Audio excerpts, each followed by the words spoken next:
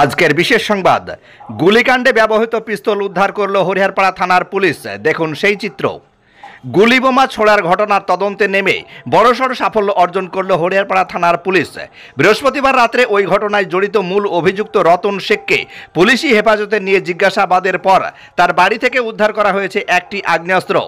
Police সূত্রে জানা গেছে, রতন শেখকে জেরা করে তার দেখানো পথে হরিহরপাড়া থানার একটি বিশেষ টিম বৃহস্পতিবার রাতেই অভিযানে অভিযুক্তদের নাজিরপুর এলাকার বাড়ি থেকে একটি আগ্নেয়াস্ত্র উদ্ধার করা হয়, যা ওই ঘটনার সময় ব্যবহৃত হয়েছে বলে জানিয়েছেন পুলিশ সূত্রের খবর।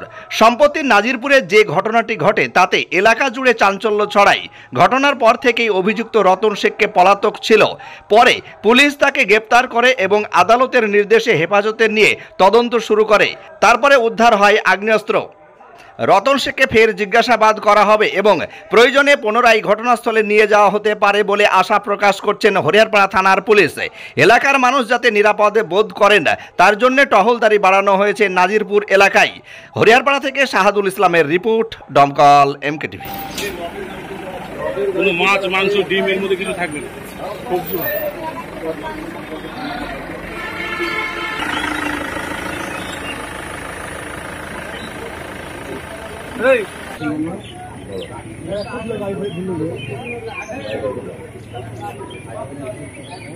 আপনার বাড়ি বা ব্যবসা প্রতিষ্ঠানকে মনোমুগ্ধ করতে আজই আসুন অঞ্জলি হার্ডওয়্যারে।